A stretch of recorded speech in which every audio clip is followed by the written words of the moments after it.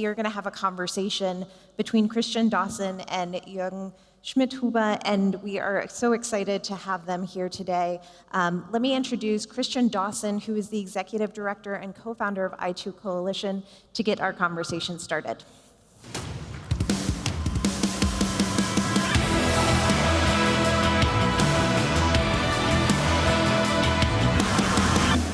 So yeah, I think that this is what a lot of us have been waiting for all day. We have heard a ton about AI today. Lots of conversations. I have not been here for 20 years of CloudFest, but I've been through maybe like 12 of the 20 CloudFests, and I certainly have never heard as much talk about AI as I have today. So now we're gonna learn a little bit about where this stuff came from. We get to talk with one of the fathers of modern AI. I'd like to call up Jürgen Schmidhuber. Thank you so much, Jürgen, for joining us today.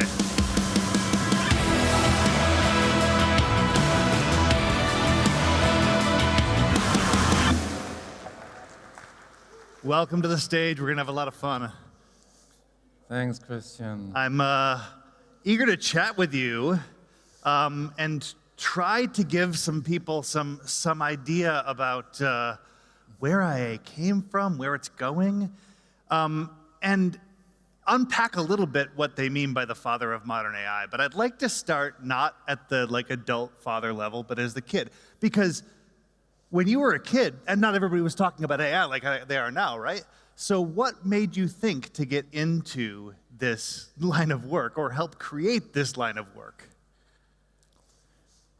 Well, when I was a teenager, I thought about what to do with my life. And first, I wanted to become a physicist, like my hero, Einstein, who solved the mysteries of the universe, until I realized there's something even more exciting that I could try to do, which is try to build a machine, an artificial scientist that learns to become much smarter than I could ever hope to be, and learns to become a much better scientist than I could ever hope to be. And within my lifetime, this thing might be able to solve all the problems that I cannot solve myself, such that I can retire. And that has been the motivation of my life, more or less. Yeah. Wow. So rather than become the next Einstein, you're going to build the next Einstein. It would be a nice way of multiplying the little bit of creativity that I've got into infinity. Wow, wow. And what you ended up building, okay, so the term that I read was neural network. Yeah. Can you help unpack that a little bit? What is a neural network? What is a neural network? Does anybody in the audience know what is a neural network? Some people do. Okay. Yeah. So all of you have a neural network up here in your brain, and it consists of maybe 100 billion little processors called neurons, and each of them is connected to 10,000 other neurons, which means you have 1 million billion connections in your brain. And so some of these neurons are input neurons, like for the cameras, or for the microphones, or the tactile sensors. And every millisecond, new data is coming in form of little numbers between 0 and 1 or something like that. And then some of these internal neurons are output neurons. And when they go on, then your finger muscles move, or your speech muscles while we are speaking to each other. And then each of these connections has a strength that says, how much does this neuron over there influence that neuron over there at the next time step? And in the beginning, as a baby, all these connection strengths are apparently random. But then through learning, some of them get stronger and some of them get weaker, such that the entire system, the entire network, can do interesting things, such as driving a car, or recognizing speech, or placing ads for Google or whatever. And these artificial neural networks that we have developed are in many ways very similar. So these are mathematical abstractions of these biological neural networks, and they can also learn, and they are on all of your smartphones now. Okay, so I think I've got that. So, but then I'm thinking about my own neural network, and like one of the ways that I learn is like I touch the hot pot on the stove, I get burned, I realize that I shouldn't touch the hot pot on the stove again, right? Yeah. And I may know that I'm going to get that negative feedback the next time that happens, so I might not touch anything on the stove the next time as a warning. Like, are there similar types of things Yes. that neural networks that Yes. AI neural networks deal with? Yes. What's the negative repercussion for them? So for more their than burn? 3 decades, we have had artificial agents that have 2 neural networks. One of them is the one that gets all the input video and the data, and the outputs are actions. And the actions, they change the world. If you move your hand like that, then the video which is coming in changes. Yeah. So there's a second network. I call it the world model. It's just a prediction machine, and it learns to predict the inputs that are coming in, which are consequences of the actions that you're executing. So the first guy generates actions, and it leads to changes of the world, and maybe you lift your glass, which means the video is changing that's coming in, and the other guy is just learning to predict the consequences of the actions. So the second guy is a model of the world, essentially, and the first guy can use the second guy to plan, because now, once the second guy is a good prediction machine, you can use it to say, okay, let's mentally simulate the world, and let's try to understand what happens if I execute this particular action sequence. And maybe you predict through your model of the world, well, if I'm a robot and I'm trying to go over there to the charging station, but there is this obstacle in the middle, and if I go straight, then I will bump into that obstacle, and I will feel pain, because there are these pain sensors that go off, and the pain sensors, they correspond to negative reward, and I don't want the negative reward. So I want to minimize the negative reward, the pain. I want to maximize pleasure. That is what babies do, what we are doing, and our artificial systems, our robots are also doing that.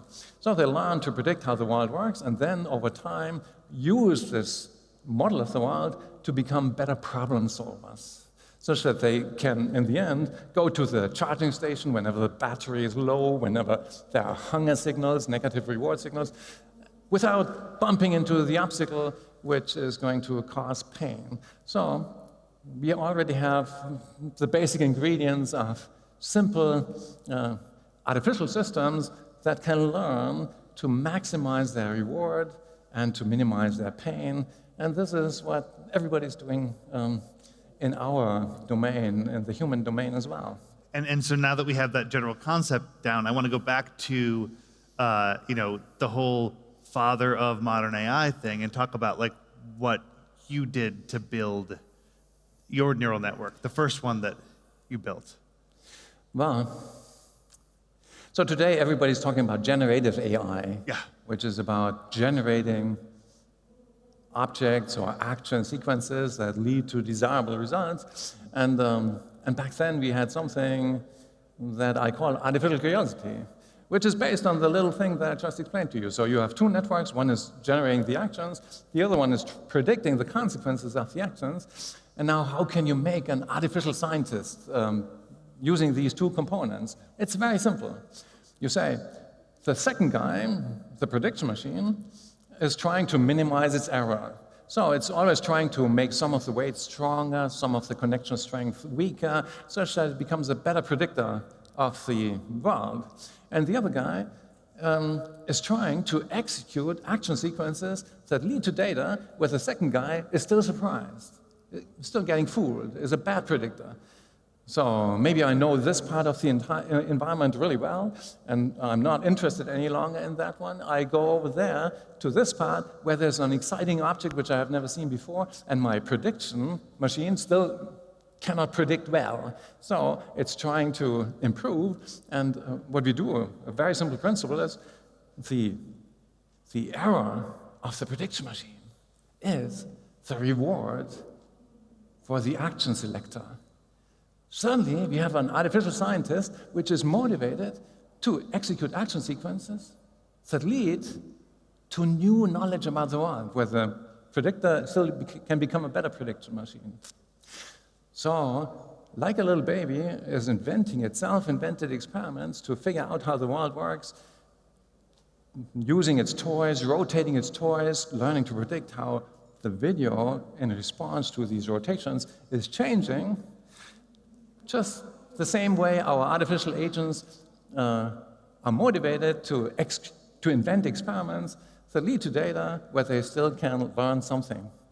And it's a very simple principle. The two networks fight each other. One is trying to become a better predictor, and the other one is trying to challenge it by coming up with new actions that lead to situations that are still not well predicted, where the prediction machine still can learn something. So one network is maximizing the same error function that the other one is minimizing. That was 1990. Today, this is called generative adversarial networks, and it's used for many things, in particular also for making deepfakes.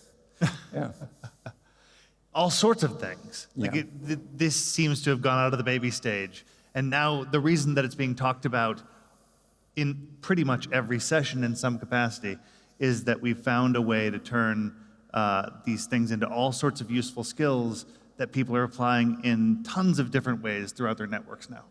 Right? Oh, yeah. Yeah. And so your baby's all grown up. Would you say that's true? The babies are grown up, and many of the things that we did back then in 1990, 91, roughly, at the Tech University Munich, much of that started really there. Back then, we couldn't do much with them because compute was so expensive. Computers were so slow. Yes. Back then, compute was 1 million times more expensive than today. But today, we can do 1 million times more for the same price, because every 5 years, we are gaining a factor of 10. So every 5 years, compute is getting 10 times cheaper. And even when I did my diploma thesis in 1987, this was an old trend, which goes back at least to 1941, when Konrad Zuse in Berlin built the first program-controlled computer, and he could do maybe roughly 1 instruction per second. 1 instruction per second. But then, 30 years later, for the same price, you could do 1 million instructions per second. And then when I did my diploma thesis in 1987, we could do 1 billion instructions per second. And soon, a couple of years from now, we will be able to do 1 billion instructions for the same price. And in the near future, for the first time, we will have smart little devices, not much bigger than a smartphone or something, which can compute as much as a human brain. We don't have that yet, but it's coming. That can compute as much as a human brain. Yeah. Okay. So we are on a pathway. We're just at the beginning of being able to solve countless problems using AI in ways that we haven't even identified yet. But do you have some ideas what's coming that it's practical for a bunch of cloud people? Yeah, you already are using AI in your daily life. Is anybody in this audience using speech recognition for Google? For example, so you say, okay, Google, what is the shortest way to the grocery store or something? And it understands what you're saying and then gives you an answer. Now, this was not invented by Google. This was invented by my team in the 90s, further developed in the 2000s. And, Impressive. And that is now on every smartphone, 3 billion, 4 billion smartphones out there. Apple is using the same techniques. Or ChatGPT, this is something that many people, that surprised many people, apparently. And it's based on an artificial neural network called Transformer. That's the T in ChatGPT, right? The T in ChatGPT is the Transformer. GPT stands for general. Wait. It stands for Generative Pre-trained Transformer. So before I told you about the generative adversarial networks, so that was one thing in 1990. Then the transformer, the modern transformer, we can call it the quadratic transformer, is very cool. But already in 1991, we published something which is today known as the unnormalized linear transformer. So it's again 2 networks, and one of them is reprogramming the other network using You are not interested in that. So it's a simple idea in principle, and it's very, very useful. And it's now used for ChatGPT to predict, to answer all kinds of questions and to make PowerPoint slides for you, given certain text prompts, and to complete a novel which you want to write, where you just give the first paragraph and then it invents a story based on that. So all of that is based in principle on techniques and artificial neural networks that were developed in the previous millennium, when compute was very expensive, but fortunately every 5 years compute is getting 10 times faster. And so now the old methods from the previous millennium, they are so successful that they are on every smartphone. They can afford to be used, and they're getting more efficient and more easy to implement.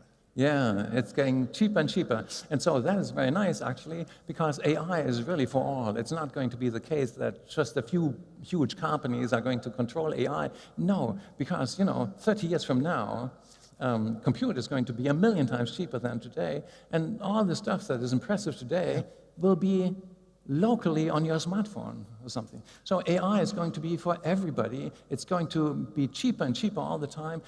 40 years ago, I had a friend, a rich friend, and this rich friend, he had a Porsche. And the most amazing thing was that in this Porsche, there was a phone, a mobile phone, and via satellite, he could talk to other people who also had a Porsche like that, with another mobile phone like that, via satellite. Now, today, 40 years later, everybody has a smartphone which is much, much better and much cheaper than what he had in his Porsche. And it's going to be the same thing with AI. I think that there is a concern, at least at this point in the market, though, that a lot of the AI tools that are out there are in the hands of OpenAI and a few small players, Microsoft, and that it seems to be something where there are some sort of market controls by a few major players. You're saying that's not going to be a problem long term? No, it's not going to be a long-term problem, because the open source movement is maybe just, so some people say it's maybe only 8 months behind the big players, That's good. Open source means anybody can download it. You are cloud people, you know that. So anybody can download it and use it for your own purposes and further improve it and so on. And it's super competitive because everybody wants to get more publicity through his improved code and whatever. And so it's very difficult for the big companies to compete with this enormously competitive open source movement. Yeah, so nobody is going to have a monopoly for long there in that field. It's very interesting. That's very good. I think that we've got people in the room that work with customers, and they not only are interested in solving their own problems, but helping customers to solve their programs and provide them with the resources of AI. They're going to be able to do that, and they're not going to be hemmed in by a few major corporations who want to control all that. Not really. So in the beginning, of course, you will have, once you have a lead of maybe a year or so, you're trying to defend it and come up with a new, even more exciting thing every new year. Yeah. At some point, it's going to saturate. So a certain type of AI will not get much better by further scaling it up. And then, 8 months later, you will have the same thing on open source. So it is going to be really difficult for the major big players to have a sustainable, very profitable model, because all the other guys are catching up rapidly, and some of them are going to offer their services for free, Sure. So, I'll note that you probably speak with a lot of audiences that have a lot of AI skepticism. And I did not bring a ton of AI skepticism to this conversation, because I think that the people that are in this room are educated enough to not be worried about Skynet, and AI taking over the world. But are there certain concerns with regards to, job creation, things like that people should be worried about when it comes to AI? Well, 40 years ago, industrial robots arrived in the factories, and many people predicted they are going to take all the jobs away. Yeah. And there was a little bit of truth to it, because back then, a Volkswagen factory had hundreds of workers assembling Volkswagen there. However, today there are only hundreds of robots doing the same thing, and maybe 3 people watching what the robots are doing. However, all the countries that have lots of robots per capita, like Japan and Korea and Germany, Switzerland, in all of these countries, unemployment rates are really low, you know? Yeah. So all kinds of new jobs were created in the wake of this revolution. Many, many new jobs that nobody could predict back then. Because back then, nobody predicted that millions of people are going to make money as YouTube video bloggers. Right. Yeah. So the unemployment rates remain more or less the same because new jobs are invented all the time. And so I think it's going to continue just like that. Yes, it's going to be true. More and more AIs are going to replace or facilitate many, many of the jobs out there. But Homo ludens, the playing man, is always inventing new jobs, which are often not super important for the survival of the species. Not as important as farming, for example, but lucrative because they have to do with competitions with other people, all these people on Instagram trying to get more followers, competing with the other guys who are trying to do the same thing. Not really existentially necessary for the survival of the species, not like farming or whatever, but these guys are still investing 8 hours per day into their job, So Sure. Lots of activities are going to be invented also in the future that are going to be lucrative, where you can make money, and the hard and tiresome work is going to be done by AIs and robots. The tiresome work. Yeah, and yes, and it's very interesting to see that at the moment, desktop jobs can be more easily facilitated than real-world jobs, There are lots of large language models today based on old techniques from the previous millennium, which can do all the stuff that people in many companies have spent a lot of time on, like making PowerPoint slides, making summaries of documents, making illustrations, automatic illustrations of text and all of this stuff.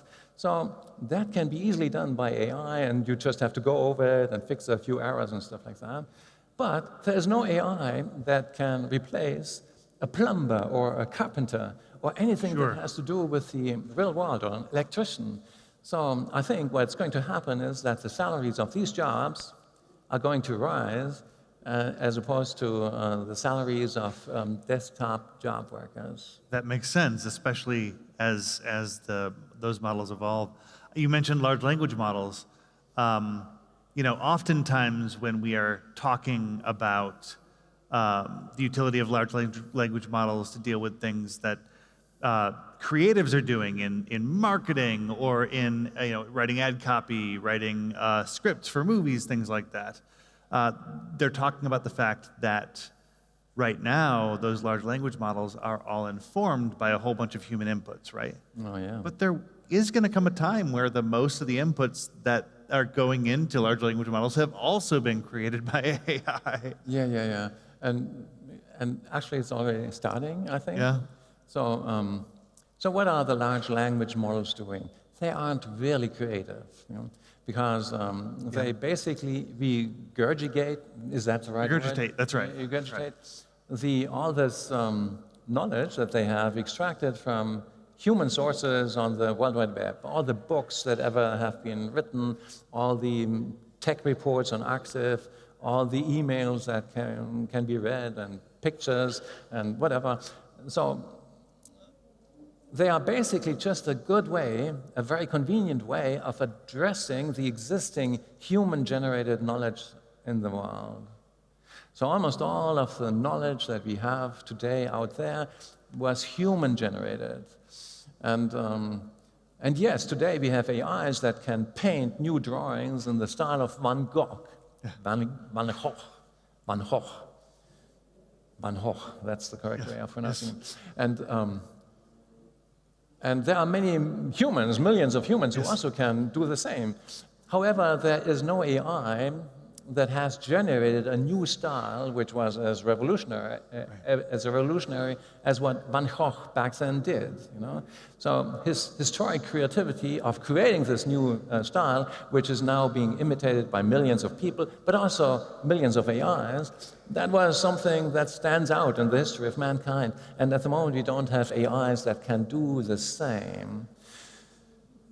At some point, we will have AIs that can do the same thing, that will be able to show this historic type of creativity. I believe that roughly at the same time, when for the first time AI is going to compose music that doesn't just sound like some run-of-the-mill rock and roll song, something that you have heard a million times before, but sounds really new and novel, maybe something like one of the 1,000 best songs in the history of mankind, something like that. Roughly at the same time, we will also have artificial physicists that for the first time discover new physical laws. And we aren't there, but we are getting there. And I think that will be more or less the point when everything is going to change. See, that's fascinating. So you were talking about how, like, every 5 years, the amount of space. It's not really Moore's law, but it predated Moore's law. This idea that we were able to achieve more and more calculations over time. As things get more powerful, that's where you see things headed, where they really can achieve that level of creativity and take our thoughts and ideas to the next level. Yes, I think we already kind of understand the principles of getting there. So remember the two networks that I mentioned before that are fighting each other. Yes. One is trying to minimize the same error that the other one is trying to maximize. It's not quite what an artificial scientist should do. No, what he really should do is try to generate data that has the property that in the data there is some previously unknown pattern which the prediction machine doesn't know yet and can extract. For example, suppose you have an experiment generator that creates videos of falling apples. They all fall down in the same way.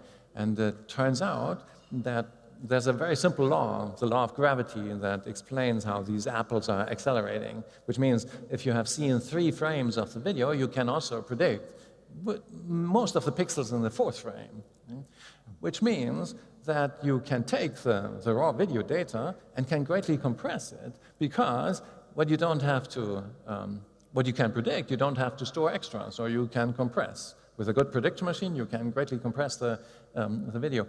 Which means, and so generally speaking, all patterns that you can extract from the data in the environment reflect some sort of compression.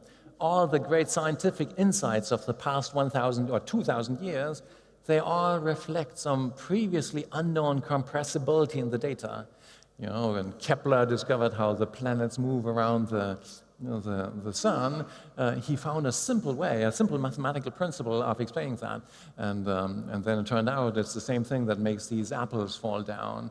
And then 300 years later, another guy came along, Einstein, and he realized, there are still deviations from the predictions of the simple theory of gravity, but now suddenly there was this new thing, the general theory of relativity, that could predict also these deviations. So suddenly everything again became much more compressible than before. And so all of science is actually a history of compression progress. And we have built simple machines that implement that thing. It's just that they are not yet as famous as ChatGPT, but I think they are going to change everything. Well, and that's now where I guess we're ending where we started, because that idea of an AI that can be the next Einstein and identify those next big world-changing events, it is, you say, coming, and it is coming through the types of activities that you set in motion with your early neural networks. I think so, yeah. So your goal as a teenager to try and change the world and create the next Einstein, it's still in play. Yeah, I want to do it within my lifetime, and of course, maybe tomorrow a meteor is going to hit me, or a heart attack or something. But I have an expected lifetime of a couple of additional decades, and that should be enough, yeah. Well, I'm just amazed that we have gotten this far. Like I said at the beginning of this, we've been having this conference for 20 years. We were not talking about AI. There has been a little bit of machine learning that you have done in our networks. We have found different ways to leverage that machine learning in the way that we've dealt with cybersecurity. Now we're starting to use AI in relatively rudimentary ways to enhance our marketing and other things that we do. But there's so much more potential, and that's why it's a part of every conversation that we're having this week. But understanding where it's coming from and where it's going has been extremely important to us. Is there any piece of advice that you can sort of leave this group who's looking to go out there and put these tools into the hands of other people to send them off with today? They're enablers for these ideas. They're putting them in the hands of consumers who can do stuff with them.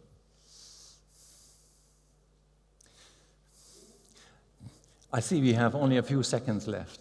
So, of course, AI is going to be smarter than humans in every single way. And the things that are not working well yet at the moment, like real robots in the physical world, they're also going to work well. And everything that humans can do will be done better by AIs. So that sounds a little bit frightening, doesn't it? But it's not frightening at all. All will be good. Okay, so look at it as just an opportunity. Thank you, Jürgen. It's a real pleasure. My pleasure. Thank you so much. It's been wonderful.